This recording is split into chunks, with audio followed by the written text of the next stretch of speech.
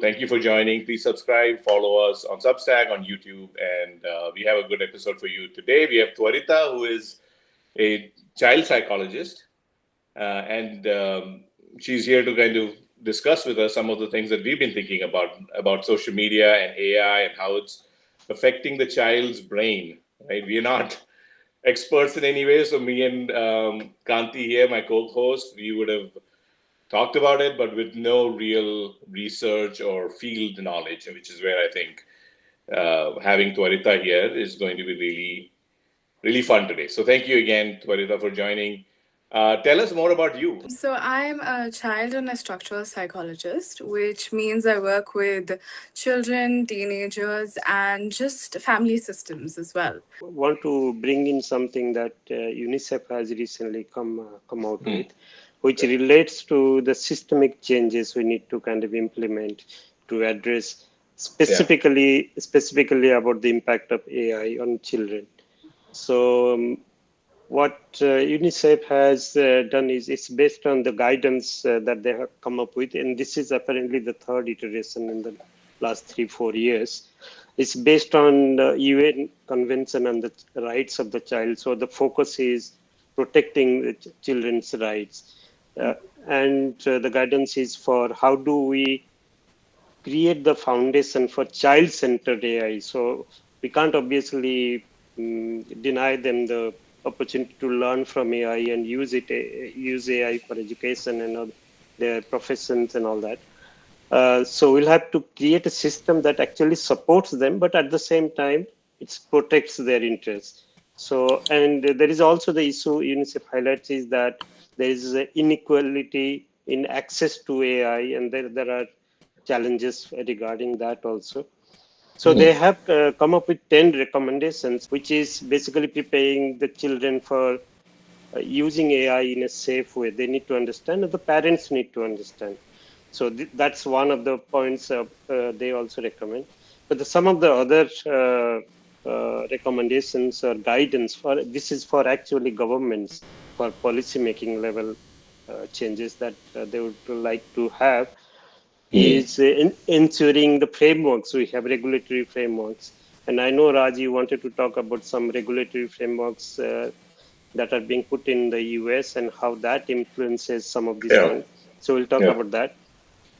So regulatory framework and oversight of use of technology and compliance for ensuring that AI is child friendly, ensure their safety, protect their data and privacy, which is a big thing that we are not even kind of considering at this stage, and non-discrimination and fair, ensure that there is no discrimination and there is fairness for children while we are setting up these systems, child safe systems.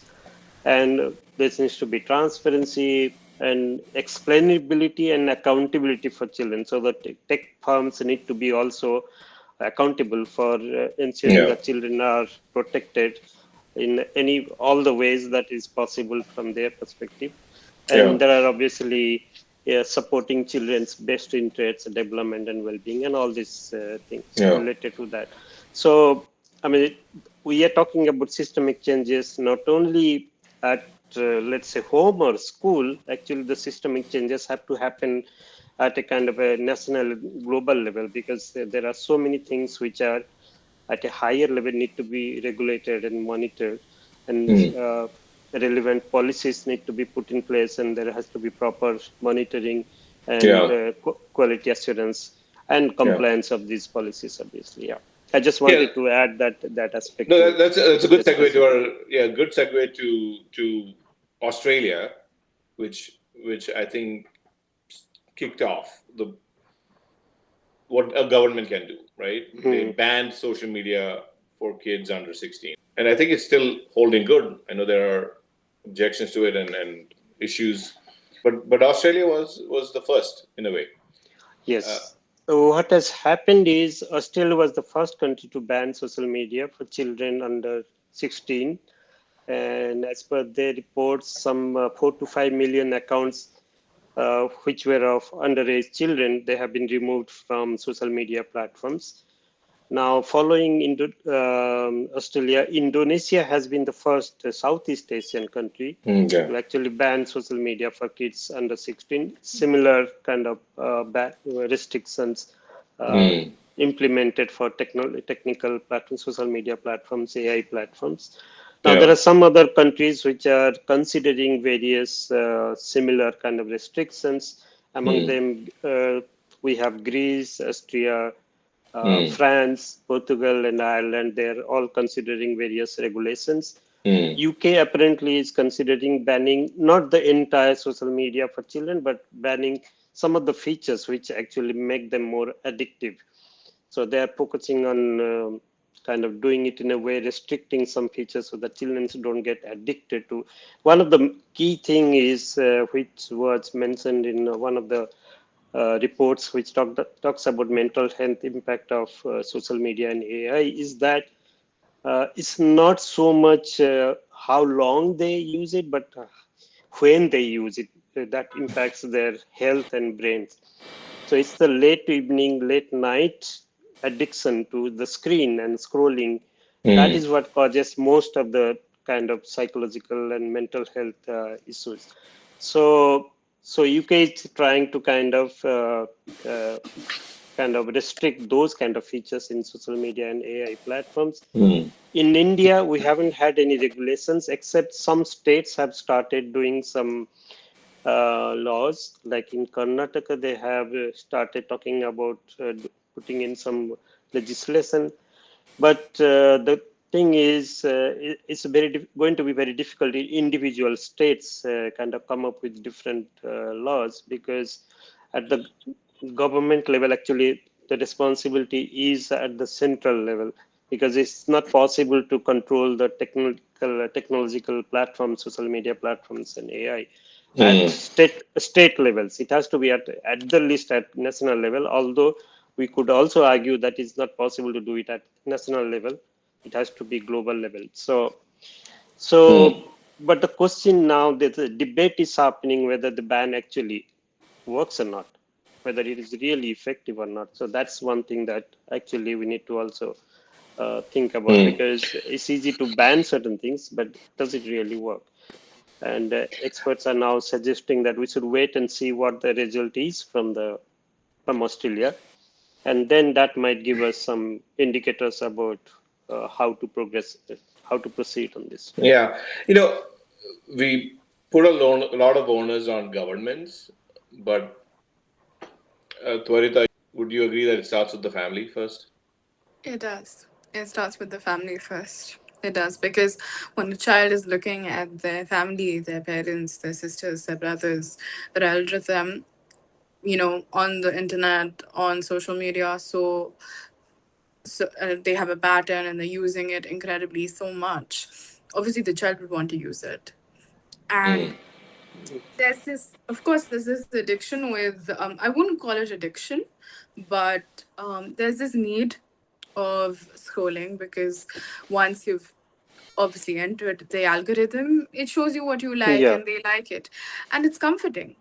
So at one point now, when we've reached a stage, say for children who are young, still very young, it is easier for them to detach from this because all of their symptoms that they're going through the after not using them, it's easier for them. They can detach to it. But the children who are grown up slightly, say maybe 8, 9, 10, 11, it's difficult for them because it forms your emotions as well. So when you swipe a reel, so the first reel may be sad, the second one may be happy.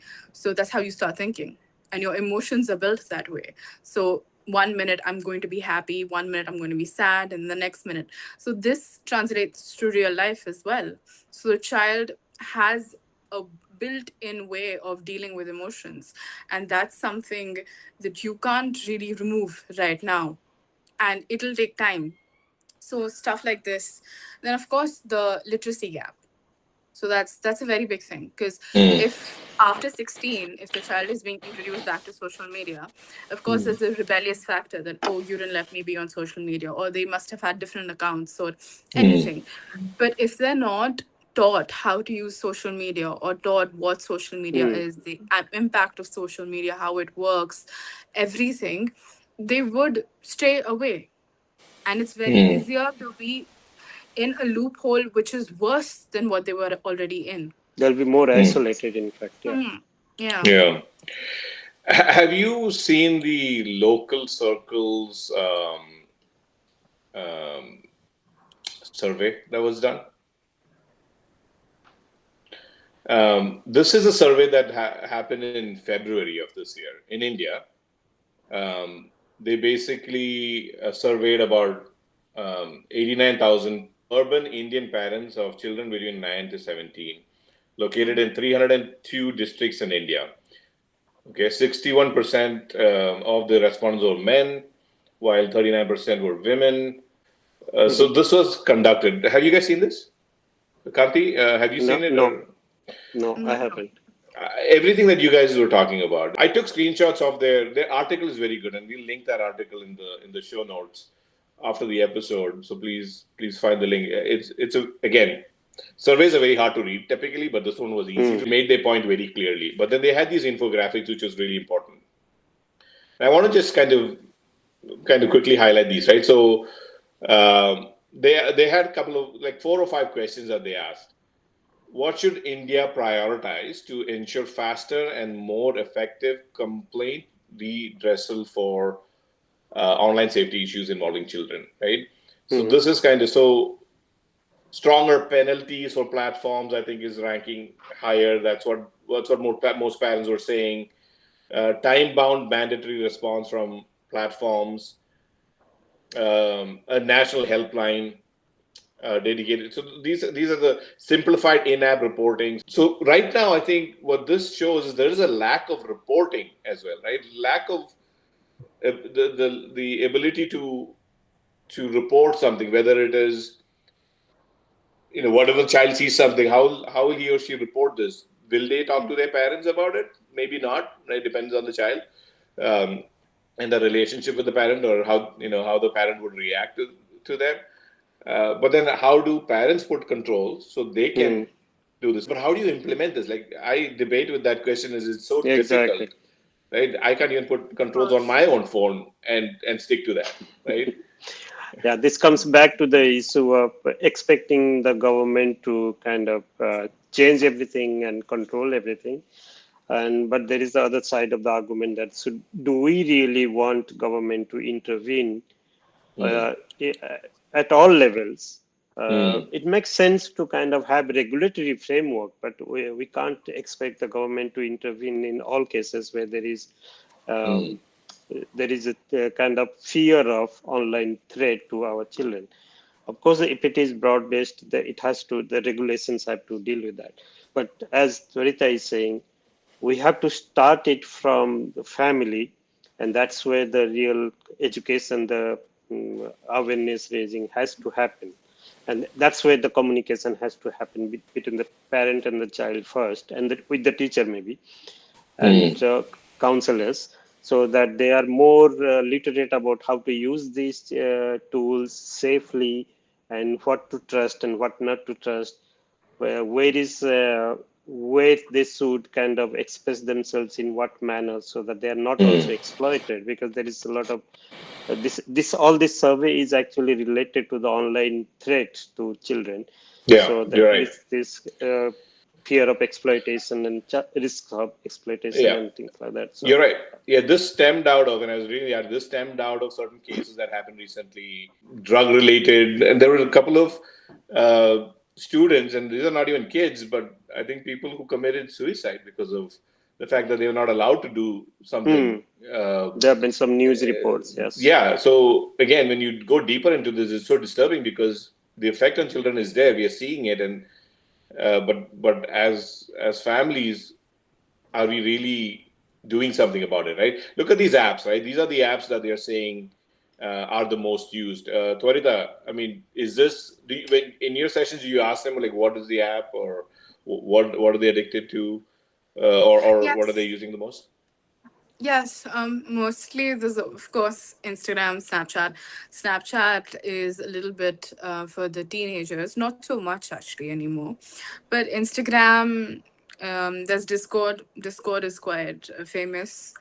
Hmm. But yeah, and We then don't have there's TikTok here, but in the US, apparently yeah, TikTok is of course very there's popular, TikTok there. and Yeah. YouTube. Yeah, Yes, Yeah, I mean, TikTok was banned in India, right? And that ban yeah. yes, still holds. Again, we can do it. I know it's possible. Right? It's about what is our driving need to do that is also in Hmm. question, right?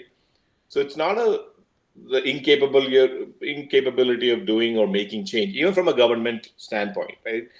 Uh, but they don't do it. Are adults ready to give up as well, right? I think part of this is that question about, are we going to sacrifice some of this because of this, right? And that's the But other, I before, think, question. Yeah.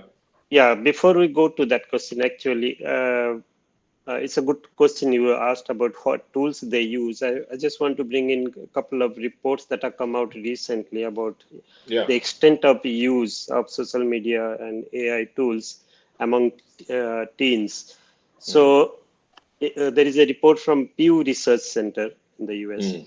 and they say that about 20% teens say they are on TikTok and YouTube almost constantly. Can you imagine? Almost constantly, 20%.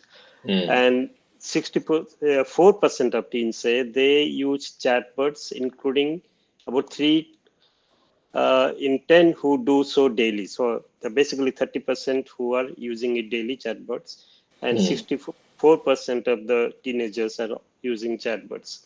Mm. And YouTube is not only used widely, but it's also the platform most teens visit on a daily basis. So, Mm. and 66% teens now use AI chatbots. So, and they Yeah. are using it daily, obviously. So, it's AI is becoming as normal as social media for children. Yeah. And there is also the UNICEF study actually, which shows the rapid adoption. Like we talked about how the pandemic actually kind of encouraged that quick adoption of the technologies, and it's showing now because these reports are for the last 3 4 years kind of survey and research work.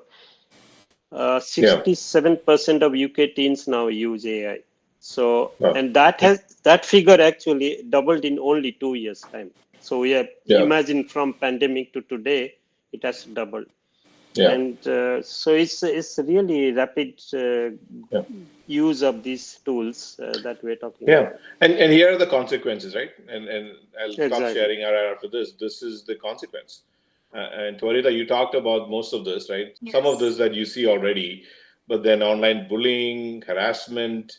To add, I mean, of course, all of these are here, but issues that come up with this as well are when children, equate their self worth to social media, because I think that's something Hmm. that's obviously that helps them with the online bullying and trolling and everything. Mm. If they believe that their self worth, their dignity, everything, their place, their position, their status, everything is social media. Of Mm. course, anytime they're bullied, anytime someone dislikes something or comments something slightly different, or even for girls that have body image issues now, looking at Hmm. that's very common now.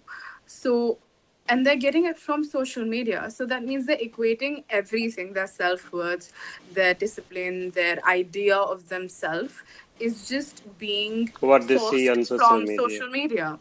So that I feel like is much worse, because then when you're actually sitting and trying to learn about yourself, and the discovery period that you're supposed to have in your teenage years to actually gain self confidence and self exploration is cut, because you're Mm. Hmm. just deriving it from social media, which is not even realistic.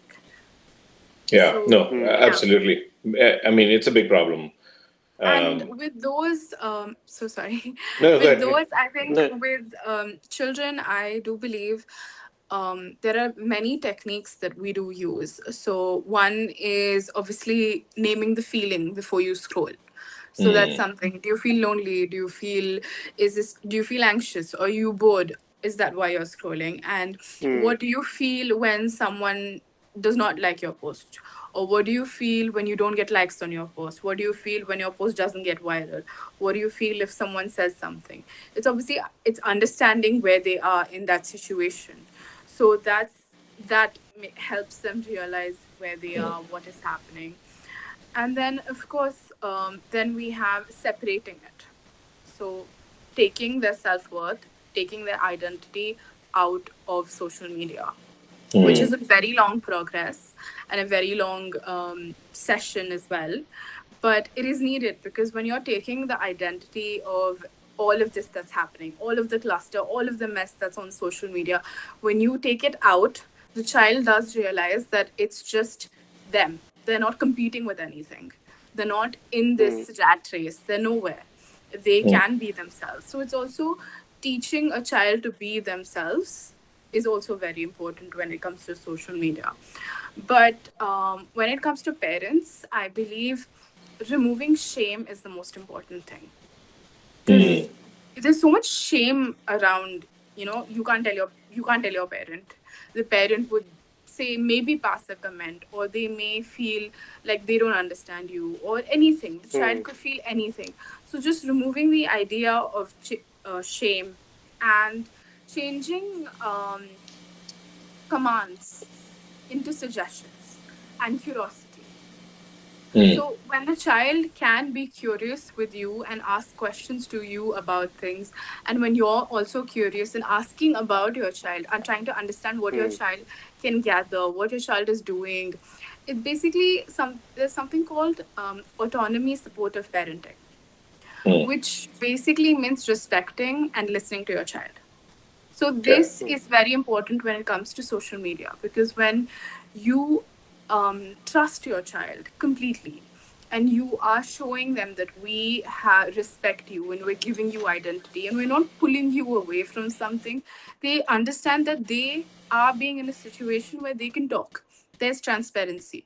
And when there's transparency, the parent doesn't need to go policing around. They don't need to go grab their phone or do anything, because that also creates fiction, which would not be good. And mm, then, that causes more of a blunder. So Yeah. I think stuff like this is also important, especially when they're turning into like 17, 18, 19. That's very important because then they could stray as well. mm, So these are a few things that, you know, is Yeah. better to focus on. Obviously, phones itself, parents, of Yeah. course, in India and mm, actually anywhere, having workshops, telling them about phones, telling them about things that happen on the internet, teaching them how to be with their child, what different styles of parenting and techniques they need to use as well, because it's new, right? mm, And they have to understand that children are also different now. It's not the same. So teaching them and explaining them what to do in what situation, and just being there with them Yeah. and being able to comfort them is very important. Yeah. And yeah, we as parents have to also actually learn. I mean, very good point there, that we have to be trained actually. We just cannot learn on our own, I suppose, because we come from a different generation. We grew up differently. Today's kids have different environment and environmental pressure, peer pressure, social media pressure. So, and they have these tools that they have to use in their daily life. So you can't say them don't use it. So we have to be trained in how to actually take care of our children's needs in terms of their kind of psychological growth, mental health, as well as while also making sure that they're using the tools on a daily basis. So, and we Yeah. have to obviously learn how to control our own Yeah. eagerness to use technology uh, around the clock, which is also having impact Yeah. on even They're adults' seeing us. health. Yeah. Yeah, They're yeah, seeing us. yeah, And they're somewhat mimicking it. Like it starts off yeah. with them mimicking what the parents are doing. yeah. So a small child, like 4-year-old, they're not even intentionally doing it. They're just trying to copy what the others are doing.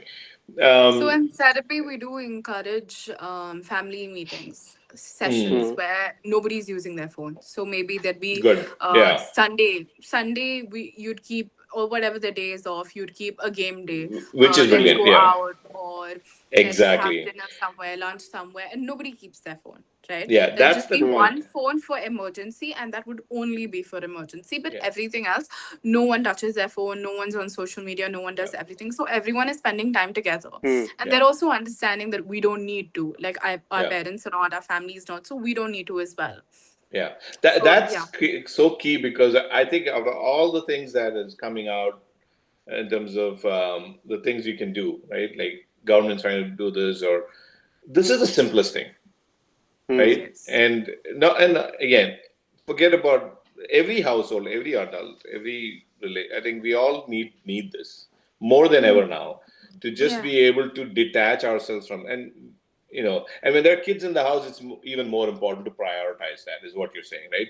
And I think those are the kind of takeaways that are simple, quick hits that we need because again, not only are they in the rat race and the kids are, we are too. So we have to get We are out of also that rat. pushing them. Yeah, we are Unless also we get out pushing of them. it, how do we even prioritize time for these kids Yeah. to, or focus on these kids? Because what I see, again, observing what happens in my family and what my friends are doing right and wrong. Again, I can be judgmental because I, I don't, I have the privilege of doing that, having not having to do any of this myself.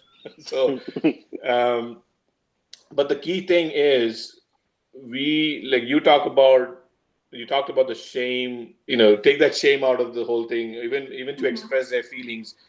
That is so easy to understand, but it's so hard to implement, especially Exactly. in Yeah. an Indian household, right? It And this is. is very Indian, I think. We don't want to talk about things, Mm. No.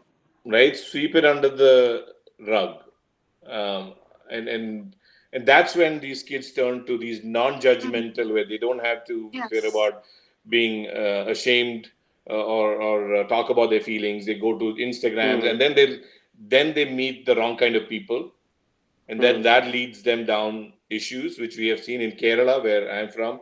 This is one of the reasons I started researching about drugs, and I've written about this and talked about this, but how these kids are being, they're lured into Mm. substance abuse. Once they go down that path, then Yeah. it's gone. I mean, you don't have any control. Now, forget about even that level. Any sort of a conversation in a family seems to be difficult because Mm. everybody wants to do it right, and we don't allow the Nobody kids gets to it right. choose, or Mm. even, and especially in this age and time, I think you guys both talked about this. It is so important to listen to the kids. They are not Mm. our generation, they are not our parents generation. They are a complete, the Gen Z's are a whole different ball game. Mm. Right? They will Yeah. not do anything the way we are going to do it. So if you can't adapt to it, then you've already lost the game. Yeah. And that's what There's I see mostly. one aspect of what you said, Raj, is also linked to this issue of effectiveness of bans on any kind of platform or any kind of access, basically. Uh, because the experts are now basically warning that if you are restricting their access to certain platforms or certain tools, they Mm, might actually land in a very worse kind of corners of the internet where there is the less likely to be regulated those areas, and mm, they are likely to be more exposed to exploitation and kind of harmful content and all that. So we have to be also cognizant of that. We have to be careful that we don't push them into those dark corners of the web. yeah. So Yeah, I mean, there's so much of a responsibility here, but I, I think we've got to, again, going back to your suggestion, which I think is very powerful, the simplest thing to do, start creating a culture of no devices, nothing day, right? And it might be a Sunday where they listen to the Sunday draft. That's fine. We'll make it available on audio, so don't look at it. But the point is to have those kind of things, go outdoors, right? And again, I keep using these guidances for myself because I think I have to do it. We have to step outside more. We are all mm, getting addicted to this. We are all the addicted to it screens. already. But more important, those families. So those simple sort of solutions, I think, is what, Tvarita, I think you can definitely give through your channel, because the other side of the coin is the apps are going to continue to build more and more addictive tools. And quickly to touch upon the influence that, again, another area where the US controls the shots, right? The decisions, and I wrote this line, how the decisions are made in US boardrooms and courtrooms here decide the fate of the world. It is more so prevalent in social media and AI than anything else, because all these companies are here. In recent times, in as early as I think this month, last month, I forget, we are in April already. In March, late March, there has been certain positive shifts in that where Meta and YouTube got fined. They lost a case about social media usage. Now, this was the first, and they say this is a positive sign towards the change, because there is a provision that was set up in the 90s called the Section 230 that protects these social media companies, the tech companies basically, from being sued to have any legal issues or liabilities because the content that they host is not theirs. They didn't create their content. And what it's and the regulations that they put on that content is also not, that's up to them. So they pretty much are kind of washing their hands off of it, saying that it's not our content, we're just hosting it, and what users do and what user generated content comes on our channel, we can't. So Section 230 protects them. So this sort of a debate has been going on for a long time, right? And there have been so many cases against these companies, all our favorite companies, right? But nothing went further until this time. And why did it happen this time? Because they went in a different path. They said, okay, Section 230, we're not going to touch. We're not going to go after that.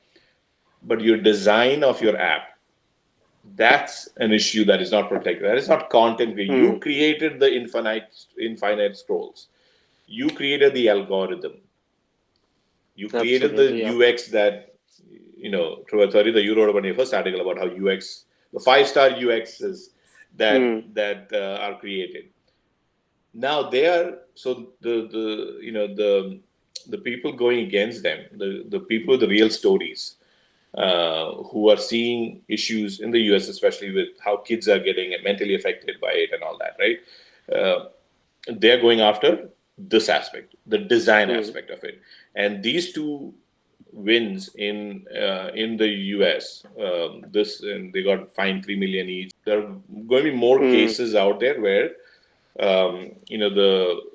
the issues against how design is making you addictive or kids addictive is going to come in the court system. So that's a good sign. Similar court rulings have happened in the European Union already.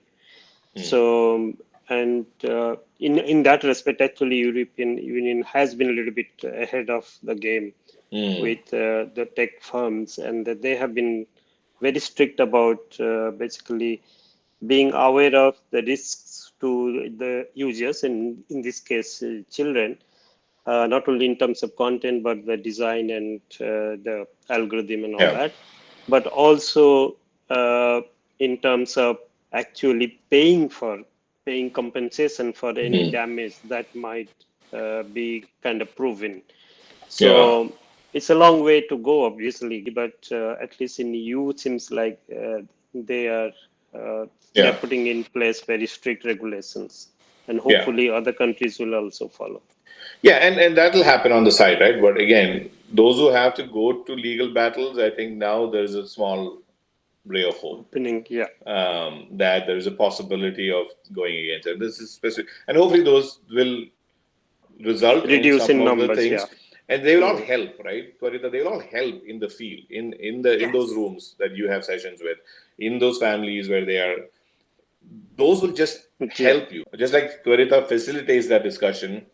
Those laws, when it comes to effect, will help the the families. Of course. But none of But that I matters do until, believe, yeah, yeah, I yeah, do believe, it can only help till a certain level. exactly. There is a point where a family and the surroundings and everything else needs to step in. Good. Also Yeah. with schools as well, teachers also, teachers being the frontliners with children as well, need to be educated in ways of how to also deal with children and teach them, because there are little things that need to be taught. So I think working on parents, families, schools, and their psychoeducation, their understanding of technology and social media is way more important and the first step, Yeah, Mm. because children are, of course, it's just given to them, Mm. yeah, and they yeah. get They're they they're very susceptible to this, right? And Yeah. and yes. and I would also say, the willingness Hmm. Mm. to sacrifice, right? You Yeah. first, parents, you sacrifice to create that environment. Like you said, like intentionally creating a day of no devices. I think that's the Hmm. most powerful. I keep coming back to that because simplest and the most immediate thing, I think Asha had Mm. asked, right? Yeah. What do we do? That is the simplest thing we can do. Are we ready to even make that small step? If you can implement that small step, there's hope for everything else. Mm. Give Yeah. up the devices on a day, take your kids out, go on a family thing. Just spend the day outdoors, and that's it. That's it. Get out of Delhi if you're in Delhi. I'm sure there are more reasons to get out of Delhi because of pollution. But but I think that's That's a really good. powerful. That's a good Yeah, point. Yeah. Yeah. yeah, But I also, That's a with good. therapy as well, when we're talking to children, what we try to do is also give them a reward system, because again, social media in itself yeah, is a reward system. yeah, So there for little children, not Mm. above 12, 13, because it's a little difficult for them, because then they have more of wants and needs as well. yeah, But for the Mm. younger ones, giving them, say, things to do in a day, like be creative today, and then maybe at the end of the day you can have 15, 20 minutes of or an hour of YouTube or anything Mm. you like, helps them. yeah, And it really helps them, because they don't have that want or need to actually go back to social media or YouTube or anything when they're already occupied with something else. With a yeah, teenager, it's a bit difficult, because then they would suddenly want more hours after a while, Mm. because then they would yeah, actually take that as a reward system and want more yeah. hours. So that's not something I'd That's really advise for good. Yeah, teenagers. the reward system is But really good. Yeah, implement the reward system Mm. very early on. It's like, you win mm, points, and then Mm. points will give you whatever it is, right? But then again, you need to have so many points. I try to implement that with my nephew, and he got really smart with it. And initially, and he's now 9 years old, 10, I think. Yeah, 10 years old. But when he was like 6 or 7, I was able to trick him into rewards, and he will get frustrated. He will say, I don't want, why do I have to read so many pages? And he'll get, moody and all that. But it was fine. Even being moody, I think, is a good thing. Like, sit outside and be Mm. moody. Yeah. That yes. is more therapeutic than anything else. But I used to have fun with him. Moody and Uh, bored. Yeah. yeah, and then he got smart. So after a certain age, they get smarter. They're like, yeah, yeah, we've seen this before. Mm. We pass that, and it's good. So it's good to have those kind of things early on, right? You try to do it late, it's not going to work. But I know Yes. certain family members and family units who have done that very early on, and those kids have a little more. They read more. They actually take physical books and read more. They do more things outdoors. They're not stuck to video games or watching video games being played Mm. on YouTube, which is a thing, right? Which is why YouTube makes a lot of money. Mr. Yes. Beast on YouTube apparently is the biggest one, and all he does is Mm. really, talk about games. And that's what my nephew is also addicted to, like Minecraft and all those kind of things. Uh, but there has to be regulations within the Mm. family on that. The earlier you can put those kind of reward systems in place, it'll help you have those conversations much more easier, because they'll get de-addicted fast, or they won't even get addicted to begin with, Mm. and then you have a better chance of uh, helping them when they do get on Adapt the social media. behavior, which is, Yeah, yeah. when they do get on social media, that stage, after having that sort of reward system or control put early on, then when they get onto social media, they will come to you they will know, their brain's already fine-tuned to the fact that, okay, this is not great. They would miss reading, so they'll not always be on Instagram, and less people can influence them. And so that, I think, is this grassroots way of kind of doing it, the foundation first. Yeah. In many cases as well, it's an escape. So I think with something, of course, that I, as a psychologist, also have to look at, but it's something that I also would love parents to look at as well, because when you're sitting with your child and you're asking them, what is it giving you? What do you feel? What do you understand with this? And I say this again, it's because it is important for the child to understand that you're there with them. It is important for them to understand that there's nothing missing. Because if there's something missing, that's the only reason they'd want to escape. And for a parent or a family member to figure out why they want to escape is something that would, if in fact, maybe eliminate them from coming to me, which would actually nip everything in the bud. And that would help them also understand where they need to step up, or how they can meet the child, or how they can understand the child, and conversations. And of course, being able to talk to your own child and understand their feelings and what they're feeling and what they need is, again, very important. As again, communication is important in any type of relationship.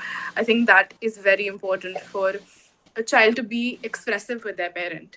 And there, as you also said, that Indian families do find it quite difficult to, let go of the shame perspective and talk.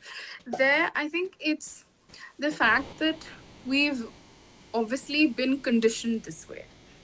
It's an entire conditioning. It's years of conditioning, of understanding of this is how it's supposed to be, which at one point, just for the sheer responsibility of knowing that our child is there and our child is in this generation and how we'd like to raise our child, is something that I think parents would have to let go. And I think for the betterment of their child, there are a lot of things the parents can do. So this is a necessary step to let go and relearn traits, relearn how to be a parent, relearn how to be there for your child. I think that's, So you need more parents in the room than the kids. yes, right? I do. Because you have a lot more to write and talk about and educate the parents more than anything. Yes. And as we've gone for almost 1.5 hours, and this is a conversation. I think this can keep going on. This can keep going on, right? But we also need to step out, like we said. We need to step out. Like it's a good day out here in Tennessee.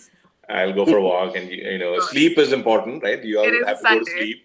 And for you all who are from India, joining from India, sleep is important. That's another thing that kids are not getting enough of, right? So are they sleeping enough? So these are the kind of things we got to do. So we have to wrap up. Kanti, anything else? I just wanted to mention that in UK they are doing a trial of Scroll Smart education program in schools. So they basically are trying to teach children about the very same issues that we are talking about. About some of the writing we have done, Kanti, I think I've written about child myopia, which is an epidemic that's growing. I've done some research about that, where the benefits of getting sunlight itself, right? Again, if you need a reason to get out or have that no device day in family homes, so there are clear health benefits of being out. Plenty, I recently started hiking. There's so much of benefit in that. So we will link all these things in the show notes. Multiple articles we've written. So please subscribe to us, follow us on Substack and YouTube. But especially on Substack, we will have all the links out.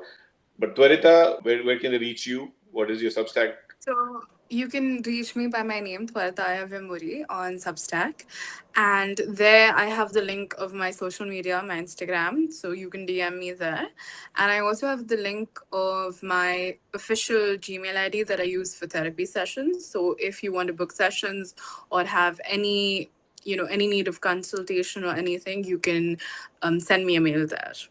Yeah, and this is only for parents, and only for parents, or generally anybody? Parents, children, family, generally. Generally, but I think everybody needs help, Tvarita, and then you could probably help everybody.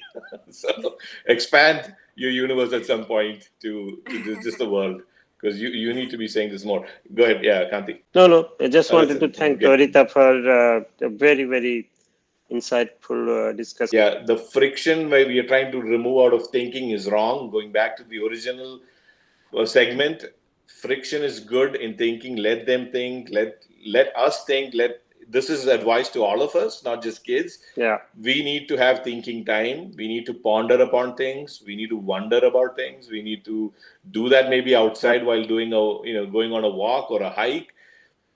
Detach ourselves, Absolutely. and Yeah. the more we do it, the children will follow More children will do. Yeah. what we are doing, right? So that's really the takeaway, I think, for me in a big way. So thanks everybody for Thank you, sir. this long and our first live Sunday draft episode.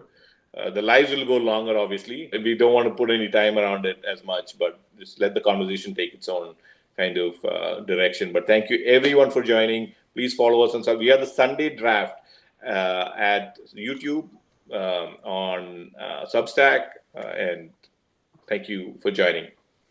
Right? Thank you, Tvarita, again, and thank you everyone else. Good night and good evening. Yeah. Bye. Good night.